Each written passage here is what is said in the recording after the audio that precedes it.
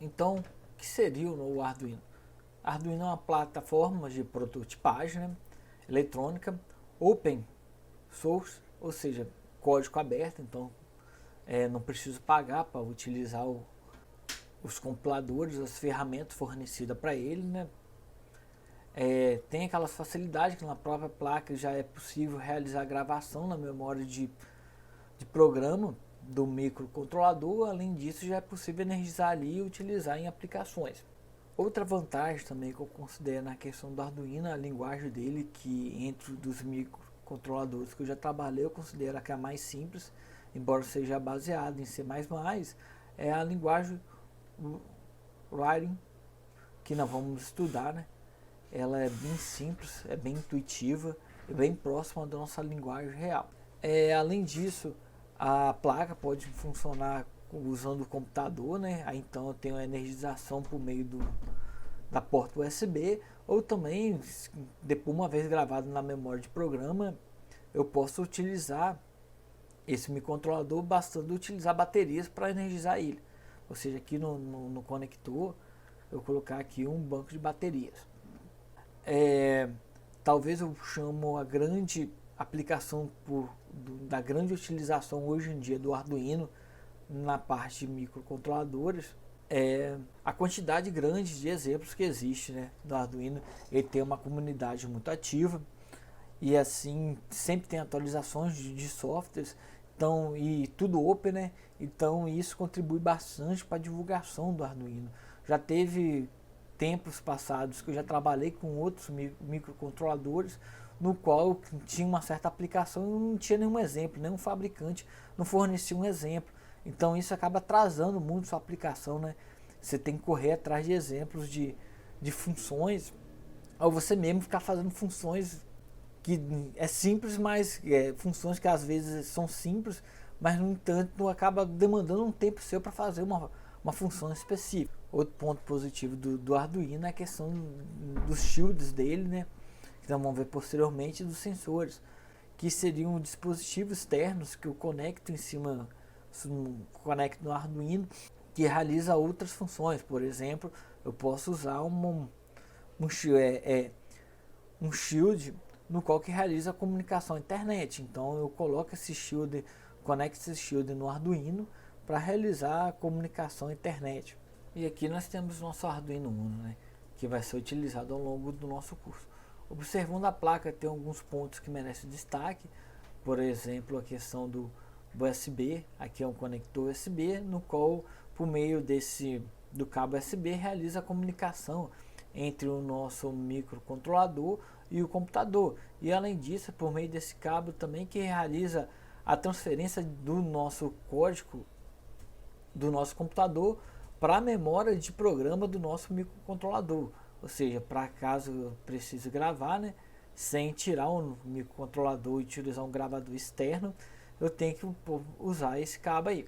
Bom, aqui tem uma alimentação externa. A alimentação ela pode vir por USB, mas no caso o USB tem que estar energizado. Caso não tenha um USB, eu queira utilizar outra alimentação externa, eu posso utilizar uma alimentação externa por aqui, que é um conector para uma bateria, por exemplo. Bom, outro ponto importante são os terminais de entrada e saída, que seriam esses terminais. Bom, por meio desses terminais eu consigo comunicar com o mundo externo.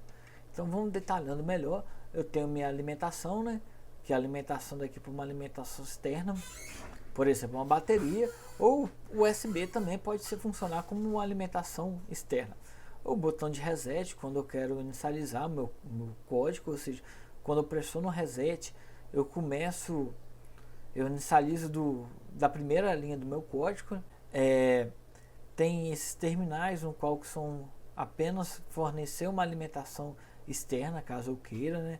Que no caso específico aqui para nossa plaquinha, esse terminal fornece uma tensão de 3.3 volts, esse de 5 volts, e os outros aqui, ó, tudo GND. GND ou GND.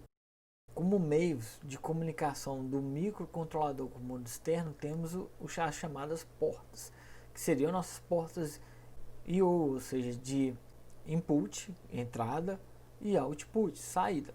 Bom, essas portas de entrada e saídas são representadas pelos terminais 13 até o terminal 0 aqui, ou seja, aqui está indicando a porta de entrada e saída 0, a porta de entrada e saída 1, o 2 aqui a porta de entrada e saída 2, por exemplo aqui ó, a porta de entrada e saída 10 ou porta 10. Algumas dessas portas têm funções especiais, sendo que a porta 0 e 1 elas têm até o PRO aqui escrito que são utilizados também para comunicação TX/RX, e essas portas que tem uma espécie de asteriscos aqui são possíveis utilizar saídas PWM. Posteriormente vamos explicar o que seria essas saídas PWM. Também ele tem entradas analógicas digitais, no qual que essas entradas são conectadas a um conversor analógico digital. Por meio dessas entradas é possível transformar um sinal analógico em uma unidade de medida digital. Também mais para frente no nosso curso nós vamos aprender a manipular esse tipo de entrada aí. Bom, ponto importante aqui é somente entrada, e essas outras portas aqui ou pode funcionar como entrada ou saída, o fluxo, né? Quando eu falo que é de entrada, quer dizer que eu estou vindo uma informação do mundo externo, estou encaminhando para o nosso microcontrolador, que seria o nosso input, e a nossa saída, né, seria algum comando do microcontrolador mandando para o mundo externo. Aí então seria output. Então segue mais detalhado as especificações do Arduino. Ponto importante, no nosso caso específico, o nosso Arduino ele trabalha com 5 volts. Então esses componentes, quando utiliza tensões superiores a essa, ele é bastante sensível quanto a isso. Então tem que tomar esse cuidado para não danificar esses microcontroladores. Observação, hoje em dia já existe bastante microcontroladores também. Tem alguns da família do Arduino que trabalham com 3.3 volts, então tem que tomar esse cuidado, analisar a especificação do componente que você está utilizando para não trabalhar com níveis de tensões diferentes, porque se você colocar tensões acima do que ele opera, pode danificar ele. Um ponto importante, portas do Arduino é sempre acionada para passar informações para comando, né? Não é utilizado para carga, ou seja, eu não posso utilizar imediatamente uma carga direto nelas, porque elas não passam uma corrente muito alta. Então, por exemplo, se eu conectar aqui direto o motor, eu posso danificar ela. Ou seja, essa minha porta tem que ser encaminhada para um circuito de corrente, e esse circuito de corrente que deve encaminhar esse comando para o nosso motor. Outro Arduino também bastante utilizado, a Omega, ele tem mais terminais do que o Uno. O Uno tem 28, o Mega tem 54. Ele também tem uma memória melhor do que o do Uno. Segue aí a figura dele, do Arduino Mega. E tem os tipos de Arduino aqui, uma tabela comparando, né, os desempenhos, um comparativo entre os modelos dos Arduinos que existem no mercado. A interface de desenvolvimento do Arduino, no qual vamos escrever o código nosso, né, para enviar para o Arduino, ela é gratuita e pode ser obtida fazendo o download dela no site do arduino.cc. Tá? Aí está um exemplo, né? Ela tem bastante exemplos nela mesmo. Ela tem no file aqui tem a opção de exemplos, que tem várias aplicações já prontas que auxilia no desenvolvimento do seu projeto. Então, em termos gerais, tem a questão do desenvolvimento do nosso projeto, ou seja, vamos a partir de uma linguagem de programação no qual que nós vamos aprender nas próximas aulas, vamos enviar um comando para o Arduino.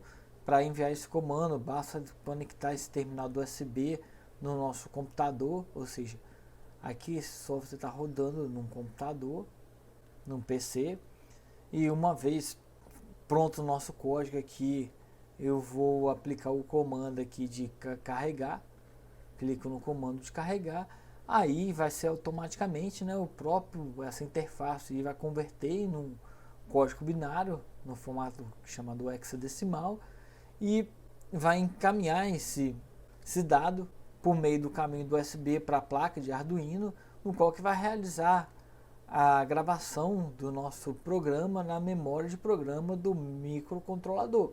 E uma vez gravado na memória e eu energizado a nossa placa, né, ou seja, alimentar o circuito, o microcontrolador vai começar a fazer o que ele foi programado lá e que tem na memória de programa dele.